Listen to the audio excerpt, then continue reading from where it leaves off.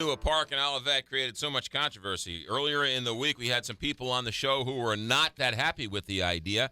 Now we've got the people on who are behind the idea. Jay Williamson is a partner in BWB Sports and a former PGA golfer. Good morning, Jay Williamson. Good morning. Thanks for having me on this morning. So what's the idea of this park over there?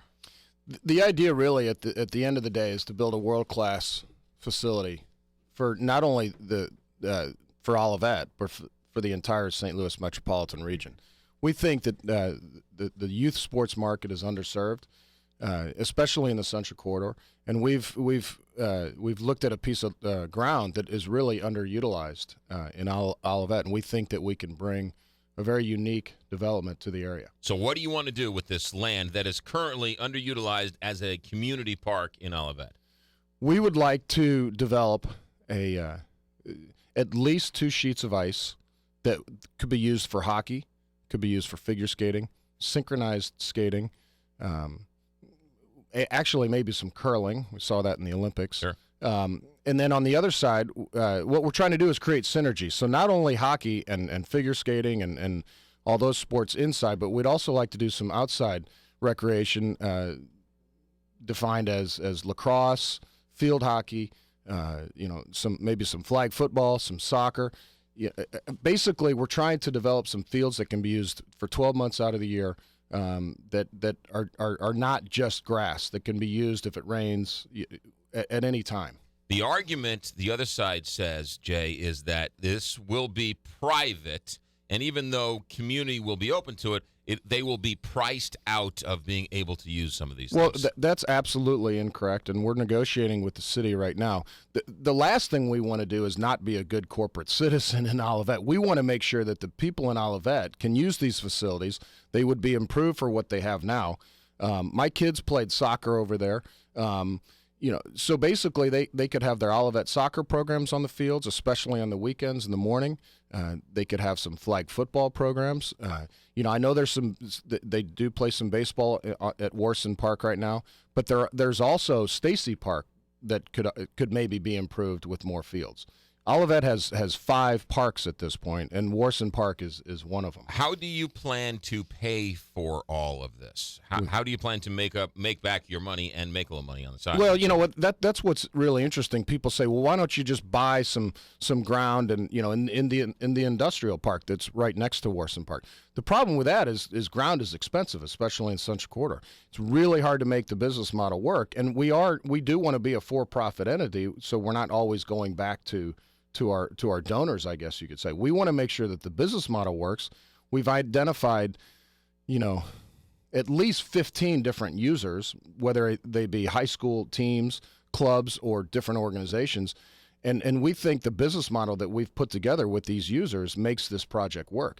Not only that, there's a huge benefit for the city of Olivette because it actually changes the perception of Olivette. It becomes a drive-to destination instead of a drive-through city. People will be coming to Olivette from all over the metropolitan area to play in these facilities. David Stokes was on Friday from the Show Me Institute, and he had a nuanced position, and I want to ask his question correctly. So he suggested or thought maybe if it was possible for you guys to develop other sports or other parks and leave that, quote-unquote, open to the community, or take a part of this park and leave that just widely open to the community? Does that make any sense to you? Here's the deal. There's about 30 acres in Warson Park. You could really get into the definition of what a park is with this situation. This ground was deed restricted for outdoor recreation, and in parts of it where the hockey facility is with appropriate indoor recreation. So nowhere in the deed restrictions that were formed back in the 50s and 60s, nowhere does it say that it needs to be outdoor green space. It says that it needs to be outdoor recreation. So you can say, well, is it really a park or is it really a place for recreation? What we're trying to do is enhance the recreational, however you say it, the recreational facilities. We're trying to make them better. So it becomes a piece of ground that actually makes money instead of loses money. Are you shocked at the controversy? No, we're very sympathetic. Actually, we're very sympathetic to the neighboring residents of that area because they've lived there, some of them, for quite a while, and they really haven't anything going on in their backyard. And so now, here comes these big bad developers trying to, as we've been told, build a Walmart on that site. That's not what we're trying to do. We're trying to do this for kids. At the end of the day, ice rinks are hard to make money on. That's why you don't see many of them in the area. The last one that was really built here, I think, was St. Peter's, and that was a while ago. They did a phenomenal job with it. But we think that there's an opportunity to build something really special and unique in Olivette, in the Central Quarter, that the whole entire region can be proud of. In addition, we're trying to have some sort of sports medicine facility attached to the project that can really create that synergy. When you go there, you can see a doctor, you can have treatment, you can have training, you can have rehab. So really, it's kind of, you go to that site, you don't have to go anywhere else. That's truly our vision of this site. And what about those residents that you did say, the Walmart-like effect of having something like that?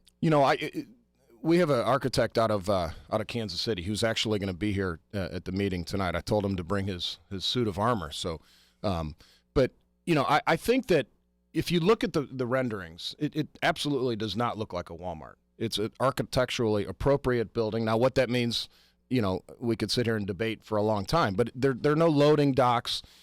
Yes, unfortunately, it's a large facility for what we're trying to do. But we also have the fields.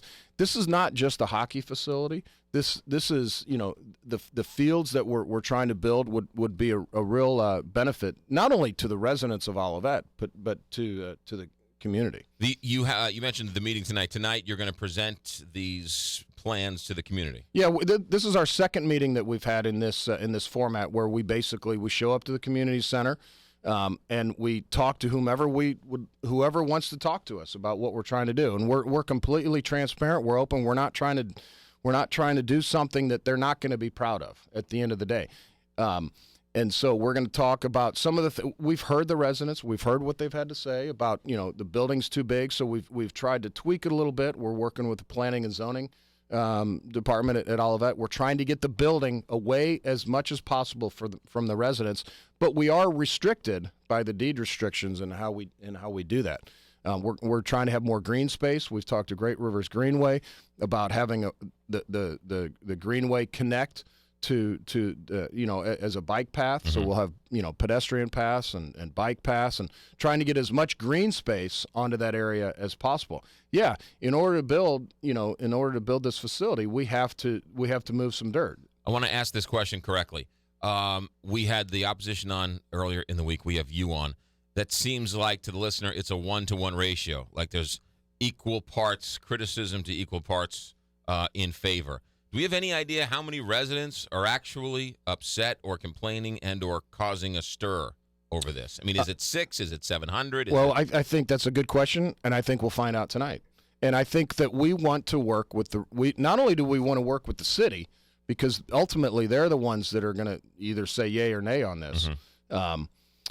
But we want to work with the residents. They had Proposition P, which failed in 2012, to actually build some baseball fields on this facility, and it failed. And it just seems like the residents have had their chance to improve these parks, and they just haven't approved anything to be done there.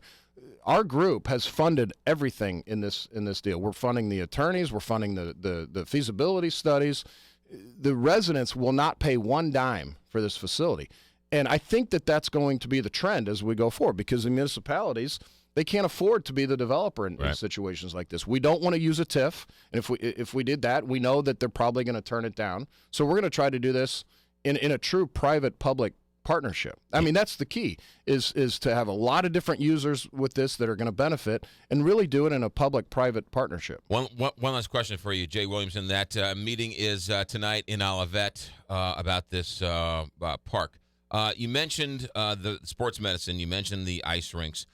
With the news that St. Louis Mills is in trouble, is there any talk that maybe the Blues would then move into this Olivette ice skating rink at some point in the future? I can't really comment on that. I will say that we We have talked to the Blues, and they're keeping their options open as they should. But we would love we'd love to entertain that possibility, and we'll see how that process plays out. But I think we still have a lot of work to do on our end to get this thing done. That's Jay Williamson, partner with BWB Sports, and you might know him as a former PGA golfer. We have not heckled you once during this entire show. No, that's all right. You can. I've got a thick skin. And no yips either. You answered all the questions very smoothly. Jay, good luck tonight, and thanks for checking in. Thanks for having me on. You got it. 7:31 here, Big 550 KTRA.